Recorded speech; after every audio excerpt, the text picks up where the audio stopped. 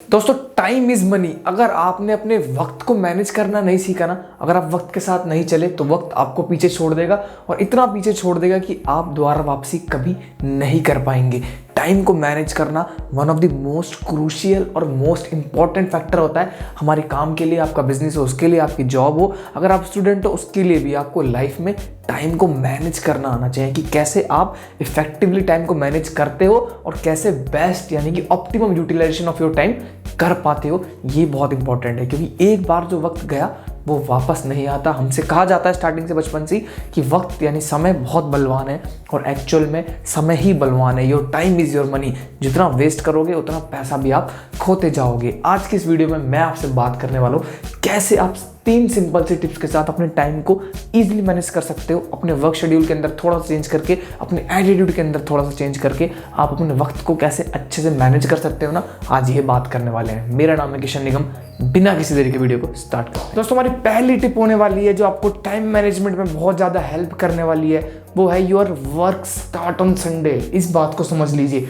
अब आपको क्या करना है, आपको अगर अपना टाइम इफेक्टिवली मैनेज करना है ना, तो आपको ये सोच के चलना है संडे आपका फ्री डे नहीं है। संडे को ही आपका काम स्टार्ट होता है और वो एक्चुअल काम क्या होता है, आपका शेड्यूलिंग करनी है कि आपको आने वाले वीक में क्या क्या काम करना है, किस काम को प्रायोरिटी देनी है, किस काम को प्रायोरिटी नहीं देनी है। अब आप संडे को अपना शेड्यूल बनाओगे बैठ के कि आपको मंडे को ये काम करना है, इतने बजे से इतने बजे तक ये काम करना है, ट्यूसडे को ये काम करना है, वेंसडे को ये काम करना है, थर्सडे को ये काम करना है, सैटरडे एंड फ्राइडे को ये काम करना है। आपको ये सब चीज़ें मैनेज करनी पड़ेंगी। संडे को आपको एक वर्क शेड्यूल बनाना पड़ेगा कि मुझे इस आने वाले वीक में ये काम करना है, मेरी मोस्ट प्रायोरिटी वाली चीज़ें क्या है और लीस्ट प्रायोरिटी वाली चीज़ें क्या होने वाली हैं जिसके ऊपर आपको काम करना है। अगर आप ये डिसाइड कर लोगे आपको बहुत ज़्यादा बेनिफिट मिलेगा। आपको शेड्यूलिंग हेल्प करती है हमेशा से आपके कामों को शेड्यूल करने के लिए, सो डैट आप उनको वक्त पे कर पाओ। और जब आप वक्त पे काम कर पाओगे आप टाइम को सेव करोगे और इफेक्टिव मैनेजमेंट होगी टाइम की।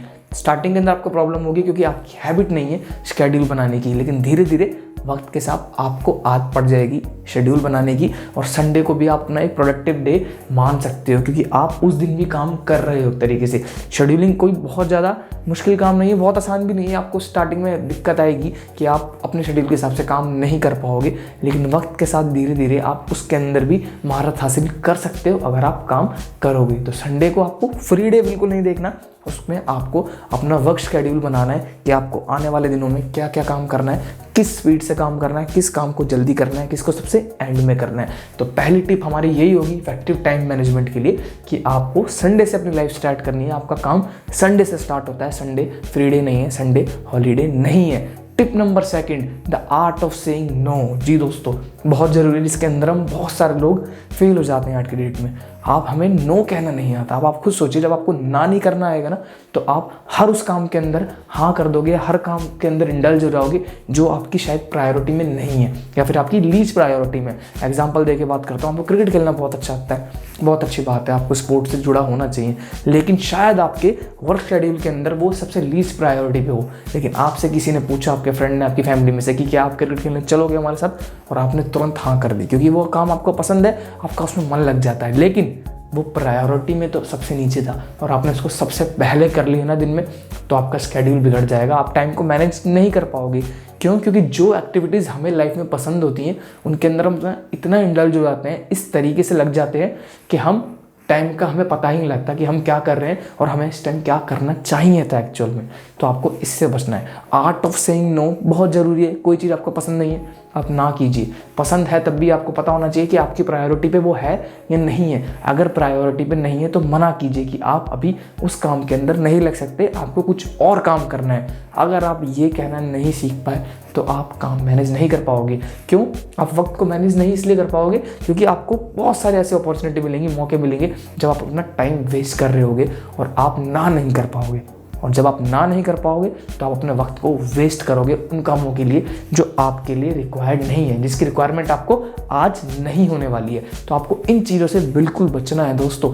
अगर आपको ग्रो करना है, आपको टाइम को अच्छे से यूटिलाइज करना है, optimum utilisation of your time करना है, तो आपको ना कहना सीखना पड़ेगा। उन सभी एक्टिविटी को जो आपकी लिस्ट में नहीं है, जो आपके काम की नहीं है, जो आपकी प्रायोरिटी में नहीं है ना, उनको टालना स्टार्ट कीजिए। जब तक आप टालोगे नहीं, धीरे धीरे आपको आदत लग जाएगी। स्टार्टिंग में प्रॉब्लम होगी, नहीं तो आप अपना टाइम वेस्ट करोगे। तो आपको ये भी सोचना है कि कैसे आप अपने वक्त को मैनेज करने के लिए ना कहना सीखोगे, क्योंकि ना कहना बहुत ज़रूरी है। हम दोस्ती में, फैमिली में ना नहीं कर पाते, बहुत बड़ी प्रॉब्लम हो जाती है। हम साफ नहीं बोल पाते कि नहीं, हम नहीं चल सकते आपके साथ, या हम आपके लिए काम नहीं कर सकते, हमारे पास वक्त नहीं है। और इसकी वजह से आप अपनी मेन प्रोडक्टिविटी को भी हार्म कर रहे होते हो, उसके साथ इफेक्टेड हो जाती है, अफेक्ट पड़ता है आपके मेन काम पे भी। और जब आपकी प्रोडक्टिविटी पे कोई चीज़ प्रॉब्लम कर रही है ना, तो आपको उसको अवॉइड करना चाहिए।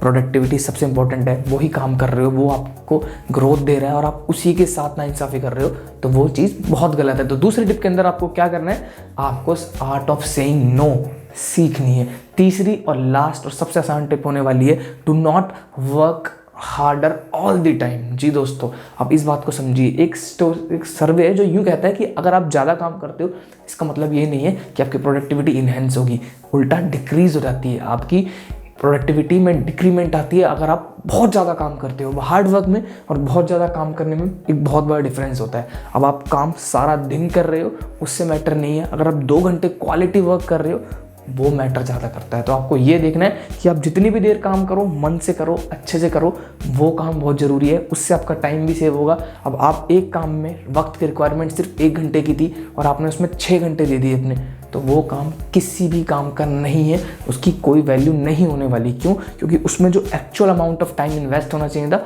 वो बहुत कम था और आपने बहुत ज़्यादा टाइम उसके अंदर इन्वेस्ट कर दिया। अब आपके पास दूसरी एक्टिविटीज़ के लिए वक्त नहीं बचेगा, जो कि बहुत प्रॉब्लम वाली बात है। आपने शेड्यूल बनाया था, आपने उसको वक्त दिया था 2 घंटे का, 1 घंटे का, और आपने उसके अंदर 4 घंटे लगा दिए ना, तो ये मिसमैनेजमेंट ऑफ टाइम है, जिससे आपको बचना है। इससे आपकी प्रोडक्टिविटी इनहैंस नहीं होगी। बहुत सारे लोग सोचते हैं कि ज़्यादा काम करने से वो ज़्यादा प्रोडक्टिव बन जाएंगे। नहीं, ऐसा कुछ नहीं है। आप काम करते रहिए, आप घिसते रहिए बुरी तरीके से, कोई फ़र्क नहीं पड़ने वाला। जब तक आप क्वालिटी काम नहीं करोगे, सही वक्त पे सही काम सही जगह पे नहीं करोगे, दिक्कत आएगी आपको। बहुत बेसिक सा रूल है, right place right time right person वाला हिसाब जो हमारा होता है, उसके हिसाब से चलोगे, काम अच्छा होगा। लेकिन अगर आप ये सोच के चलो कि आप सारा दिन काम करते रहोगे तो उससे आपकी प्रोडक्टिविटी इन्हेंस हो जाएगी, तो ऐसा कुछ नहीं है। प्रोडक्टिविटी उल्टी डिक्रीज हो जाएगी। तो आपको इन सब चीज़ों पे भी ध्यान देना है। ऐसा नहीं है कि आप सारा दिन काम करते रहोगे तो ही आपको हेल्प मिलने वाली है, आप ग्रो करोगे। नहीं, वक्त पे काम कीजिए, शेड्यूल के हिसाब से कीजिए। जिस चीज़ में जितने टाइम की रिक्वायरमेंट है उतना ही टाइम इन्वेस्ट कीजिए। उससे ऊपर आप टाइम इन्वेस्ट करोगे तो आप वेस्ट ऑफ टाइम होने वाला है। तो दोस्तों, आपको सिर्फ 3 सिंपल सी टिप्स को यूज़ करना है अपने टाइम को अच्छे से मैनेज करने के लिए। ना कहना सीख जाइए, पहली बात तो संडे से दिन स्टार्ट कीजिए, पहली बात।